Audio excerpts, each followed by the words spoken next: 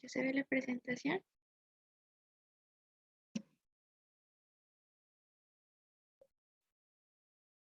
Disculpen, ¿ya se ve? Sí, ya se ve. Ok. Bueno, buenos días compañeros. Mi nombre es Isabel Carmen Rodríguez Pérez y el día de hoy les voy a platicar acerca del esófago.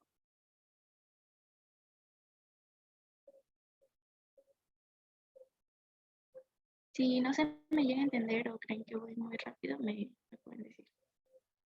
Igual si se me llega a tragar un poquito las diapositivas, que mi red es algo inestable.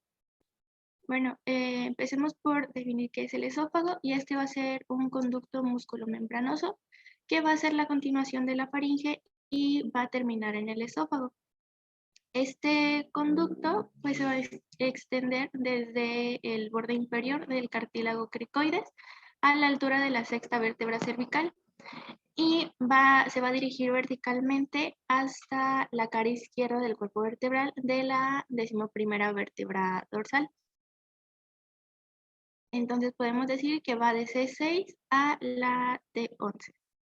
Va a estar dirigido verticalmente y vamos a dividirlo. Bueno, se puede decir que vamos a ver una porción cervical, una porción torácica y una porción abdominal.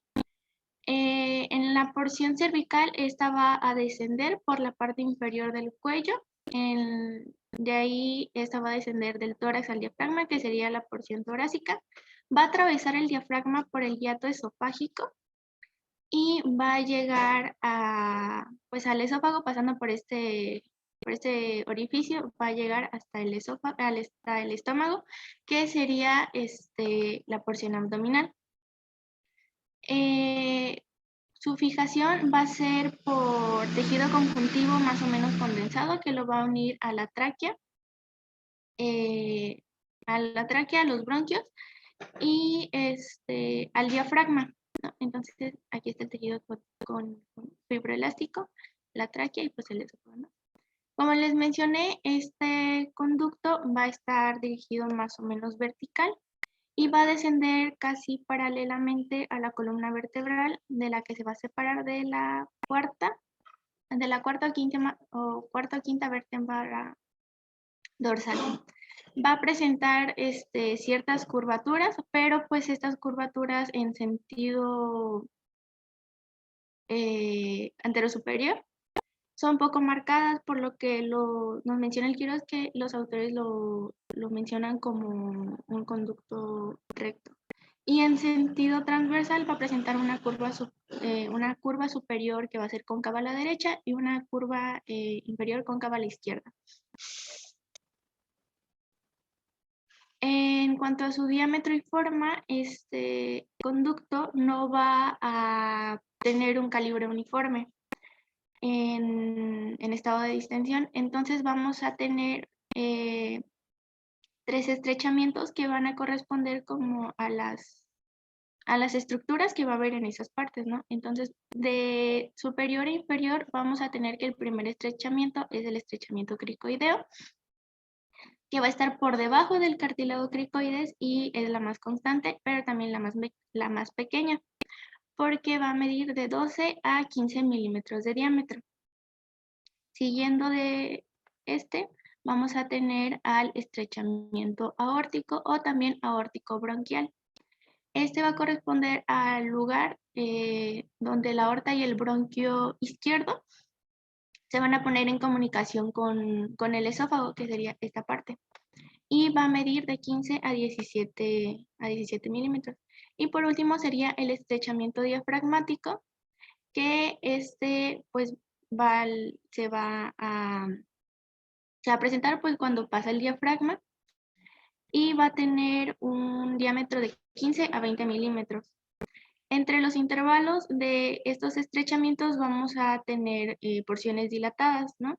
Entonces, de un estrechamiento a otro, vamos a tener la primera porción dilatada, que igual de superior a inferior, sería el segmento cricoaórtico, el segmento bronquio diafragmático, que es el más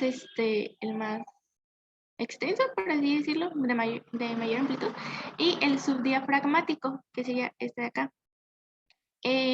Cuando el esófago está vacío, su pared anterior se pone en contacto con la posterior y en un corte transversal podemos ver que va a tener una forma elíptica. Más adelante pues les muestro como este corte y se ve como es de forma elíptica, ¿no? Aquí están los estrechamientos y pues aquí se puede ver no se ve el cricoideo, pero esto es más por acá, el aórtico bronquial y el diafragmático con sus dilataciones. Bueno, como les mencioné, vamos a hablar de una porción cervical, una porción torácica y una porción abdominal. Entonces, en cuanto a sus relaciones, lo vamos a dividir en estas tres regiones, ¿no? Bueno, en la porción cervical, dentro de sus relaciones, va a estar relacionado con la tráquea, a la que va a desbordar a la izquierda, y esta se va a hallar cubierta por el cuerpo tiroides. De aquí, pues es el sótano, está aquí. La glándula. El músculo esternotiroideo, la arteria tiroidea inferior, que la arteria tiroidea inferior va a ser rama de la arteria subclavia por medio del tronco tirocervical. Por atrás va a estar relacionado con la aponeurosis prevertebral, los músculos prevertebrales, que pues como ayer lo comentó mi compañera, va a ser el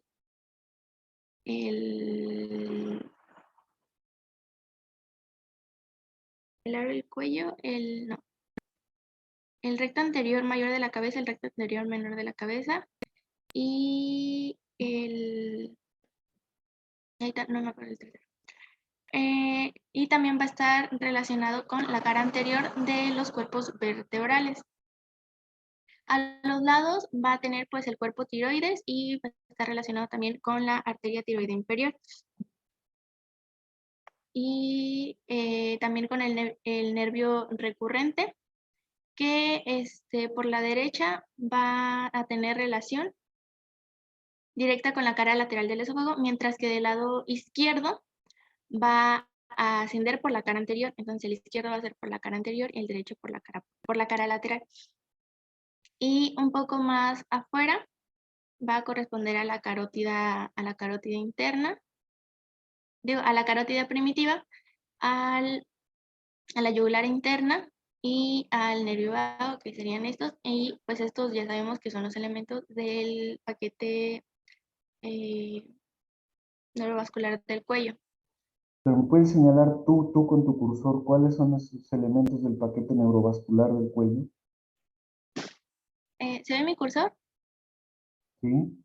La arteria carótida común, la vena yugular interna y el nervio vago. No, pero en la imagen, no las flechas, no los nombres, quiero en la imagen. Pues aquí, el nervio ¿Ese vago. cuál es? ¿No se ve? ¿Esa cuál es? Esa que está señalando. El nervio vago, el neumogástrico. No. La arteria carótida común, que es esta, y la vena yugular interna, pero pues esta está segmentada. Ok. Otra cosa, bueno, escuché que dijiste el cuerpo tiroides. ¿Qué es el cuerpo tiroides?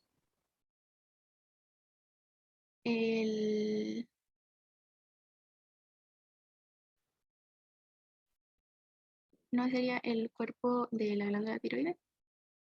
Entonces es la glándula tiroides, no el cuerpo. Cuando dices el tiroides te refieres o hace referencia al cartílago. Cuando dices la tiroides, hace referencia a la glándula. Entonces, con el esófago, obviamente estás hablando de la cara posterior de la glándula tiroides. Entonces, no es el cuerpo tiroides, es la glándula tiroides. Ok. Una disculpa. Sí, sería la glándula tiroides y el cartílago tiroides. Entonces, bueno, como les mencionaba, y pues aquí el paquete neurovascular del cuello. Y el de los músculos prevertebrales era me faltaba por mencionar el largo del cuello.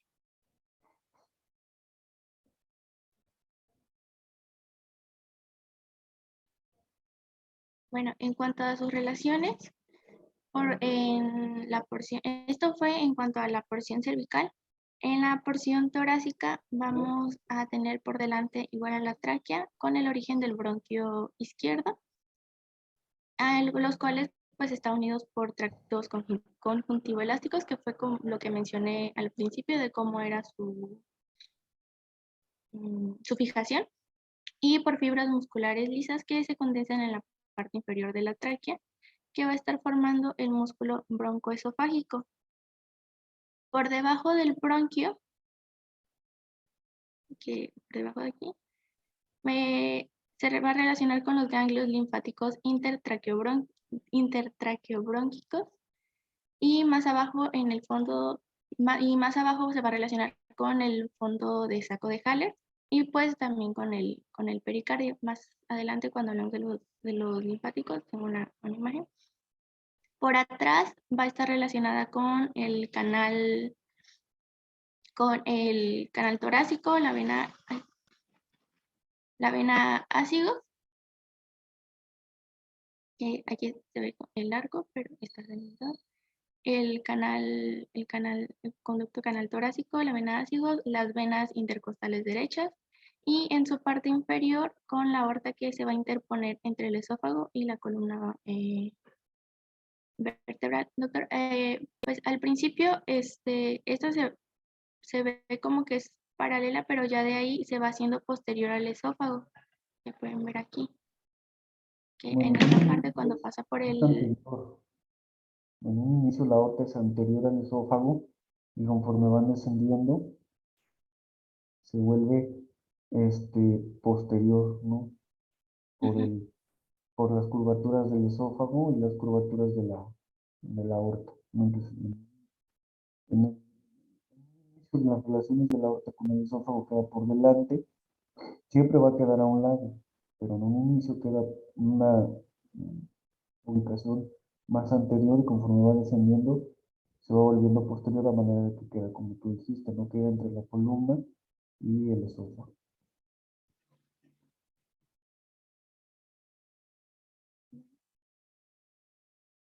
Continuando aquí, eso fue en cuanto a sus relaciones por anterior y posterior.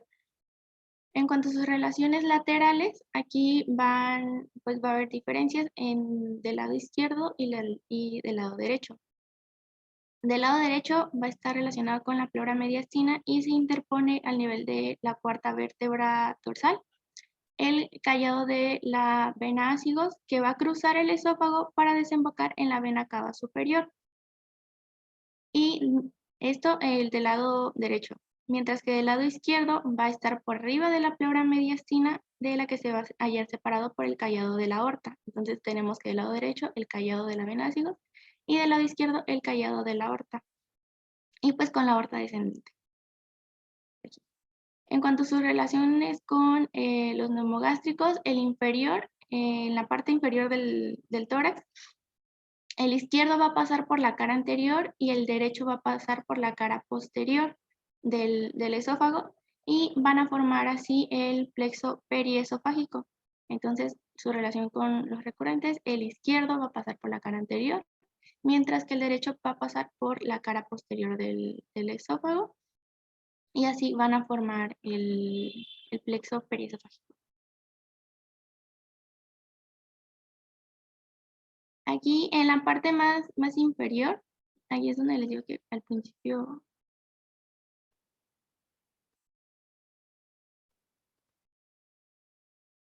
Ahí está. Este es con el plexo esofágico, y esta sería la aorta. Se va volviendo, por lo mismo que nos mencionaba el doctor, se va volviendo posterior. En la parte más inferior, la pleura parietal, al hacerse mediastina, que fue lo que mencionaba ayer mi compañera Renata, se va a introducir el lado izquierdo entre la aorta y el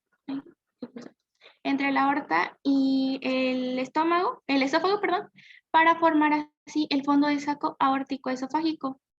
Y mientras que del lado derecho va a estar la vena ácigos, entonces se va a introducir también y va a formar el fondo de saco ácido esofágico. Entonces del lado izquierdo el fondo de saco aórtico esofágico y del lado derecho el fondo de saco ácido esofágico. Entre ambas bolsas pleurales se encuentra el ligamento interploral de Morozov, no sé si así se pronuncia, doctor. Morozov. Morozov, y este se va a interponer entre el esófago y la aorta.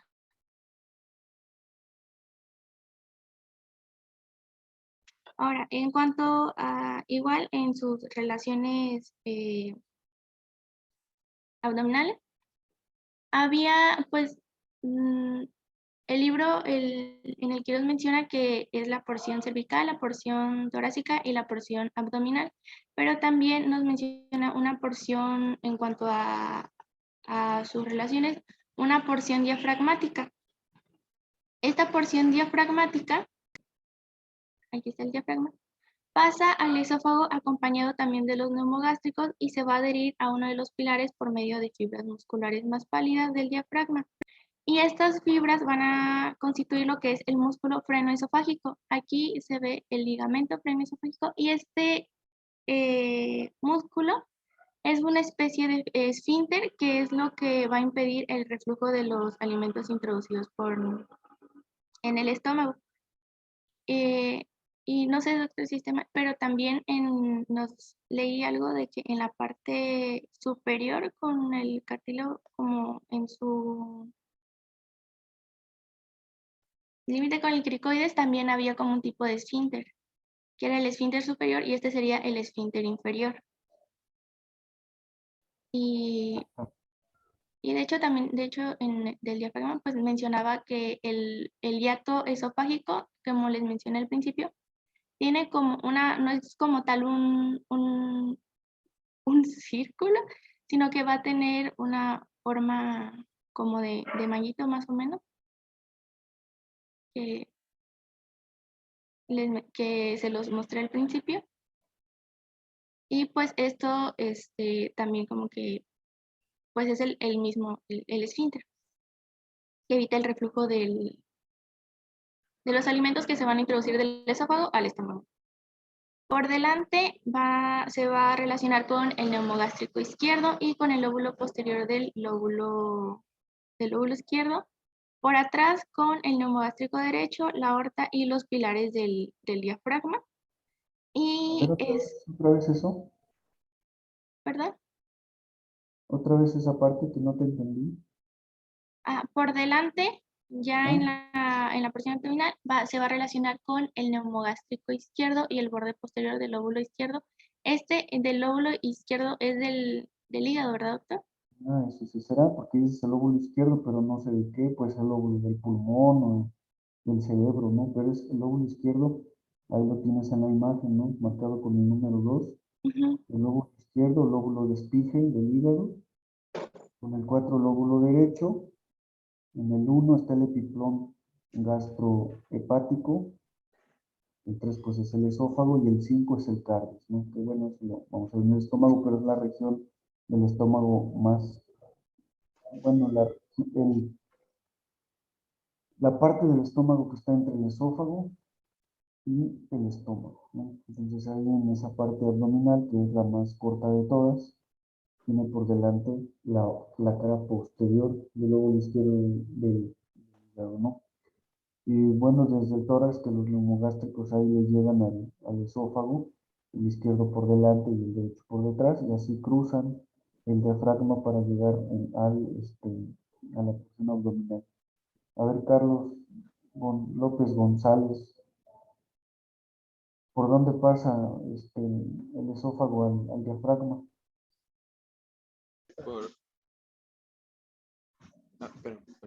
Mande, doctor, disculpe. ¿Por dónde pasa el esófago al diafragma?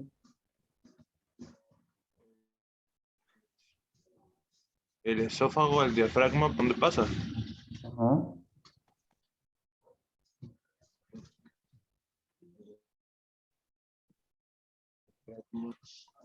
No, bueno, no sé si estoy seguro, pero no se va por lo que es la vía de la tráquea. ¿Tú crees que la tráquea está en el abdomen ahí por donde está el diafragma?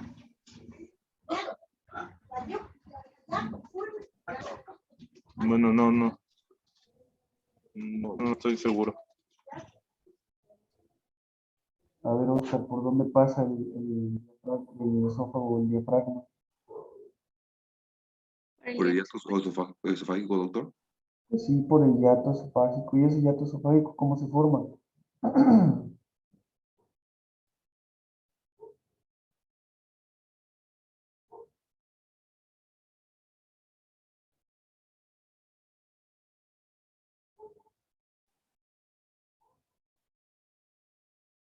¿Quién forma ese hiato esofágico, Oscar?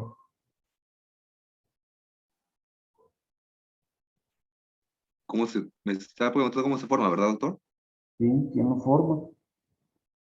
Pues como habíamos visto es que ese pasa por la porción diafragmática, ¿no? Y Sí, pasa por el anillo como le correspondiente, como les había dicho, y este va acompañado del neumogástrico, ¿no? sí, pero ese orificio se tiene que delimitar por algo. ¿Quién delimita ese orificio? No recuerdo, doctor. A ver, Rosaliano.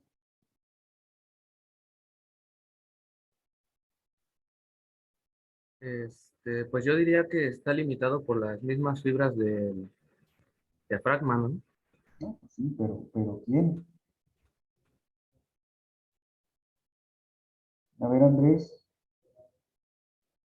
Está limitado por los dos pilares, el diafragma, y sus haces internos se entrecruzan y pues esto lo constituye.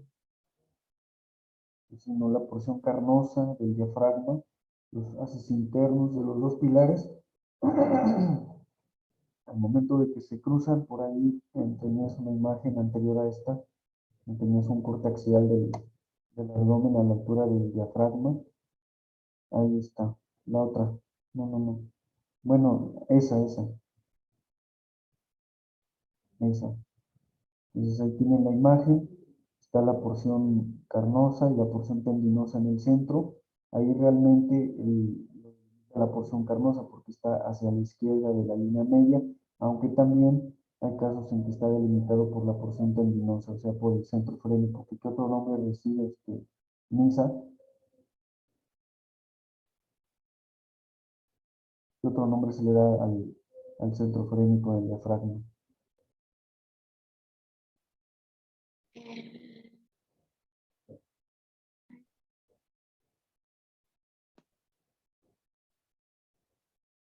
El espejo de Van Helmont. Eso, el espejo de Von Helmont, ¿no? Entonces, la mayor, la mayoría de las veces el hiato o el orificio esofágico, el diafragma, lo forman la porción carnosa, ¿no? Pero ves también la porción tendinosa, está en la línea media por el entrecruzamiento, de hecho ahí se ve, ¿no? Pasa el esófago, y ahí se puede ver cómo hay dos haces ahí, ¿no? Uno pasa por detrás, otro pasa por delante, entonces se cruzan esos dos haces que son los haces internos de los pilares del diafragma, forman un orificio para que pase por ahí el esófago, ¿no? Y pues, bueno, con el esófago pasan los neumogástricos. Muy bien.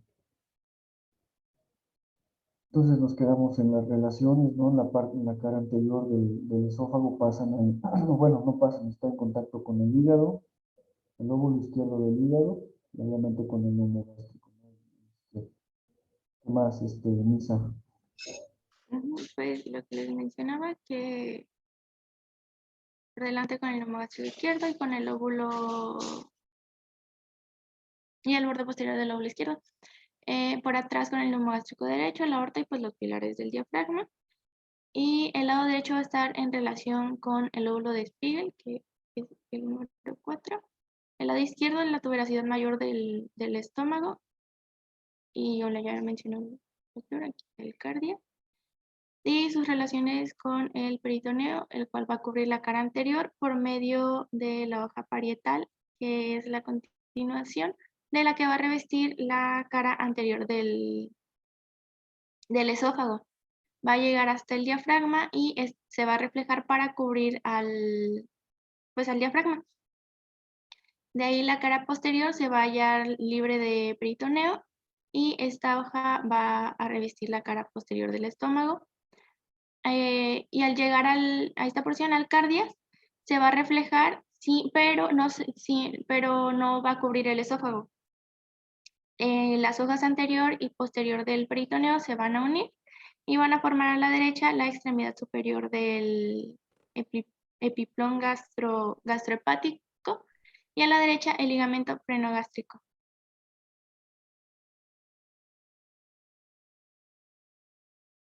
Bueno, en cuanto a su constitución anatómica, vamos a tener que se va a hallar constituido por dos tipos de fibras longitudinales, que va a ser como más externa, y fibras circulares, que pues va a ser como una porción más interna. Y estas fibras longitudinales se van a desprender por medio de una lengüeta cartilaginosa, fibrocartilaginosa, y a manera de tendón se va a fijar en la cresta mediana del cricoides entre las inserciones del crico aritenoide posterior. Y así se va a originar el músculo cricoesofágico o también ligamento suspensor de Gillet. Y de este se van a desprender fibras descendentes que se van a dividir en dos bandos o en dos partes, por así decirlo.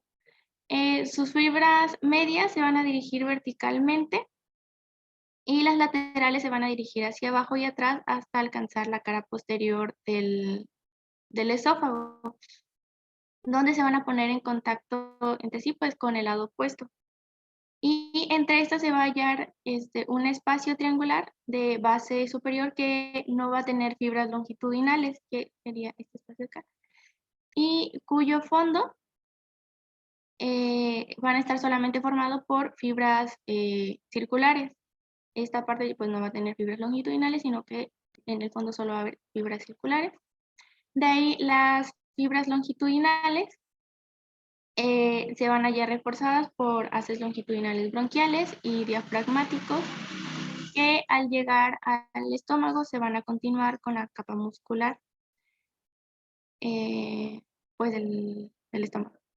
Y por último las fibras, esto en cuanto a las fibras longitudinales. Las fibras circulares van a rodear al esófago y van a formar una capa continua que va a estar, como ya les mencioné, por debajo de las longitudinales. Por arriba y atrás van a aparecer prolongarse con el constrictor inferior de la faringe y va por delante a tomar inserción en la lámina cricoides. En su parte inferior y por último en su parte inferior pues se va a continuar con lo que es las fibras musculares del estómago. En cuanto a las fibras longitudinales, tanto las fibras longitudinales como las circulares van a ser fibras lisas en las 3/4 partes inferiores del esófago y pues el cuarto superior pues ya sería de fibras musculares externas. Bueno, en cuanto a su constitución anatómica, va a haber, esto lo que les mencioné, va a ser la constitución anatómica muscular y esta va a ser la parte externa. Ya de ahí nos menciona que va a tener otras dos capas, que va a ser la capa celular, que va a ser por decir así, va a ser la media, y una capa interna que va a ser la mucosa. De la capa celular va a estar entre la mucosa y la capa muscular y se va a adherir a la mucosa por su cara profunda y se va a continuar con arriba por la túnica fibrosa de la faringe y por abajo con la capa celular del estómago. Y su constitución va a estar dada por tejido conjuntivo y fibras elásticas. Esto en cuanto a la capa celular. En cuanto a la capa mucosa, esta va a tener una coloración pálida en toda su extensión y va a formar un epitelio pavimentoso que que va a estar con este epitelio va a estar constituido por tejido reticulado de naturaleza linfoidea. Y en esta se van a encontrar glándulas acinosas en la túnica celular por debajo de las fibras de la submucosa. En el canal excretor vamos a tener de estas glándulas, el canal excretor de estas glándulas acinosas va a ser primero ancho y después se va a volver angosto. Y va a terminar en una mucosa que va a ser filiforme, ¿qué quiere decir esto? En forma de filamentos. Y estas glándulas se van a recibir el nombre de glándulas esofágicas. También va a haber otras que se denominan glándulas superficiales de Hewlett. No sé si lo dije bien, doctor.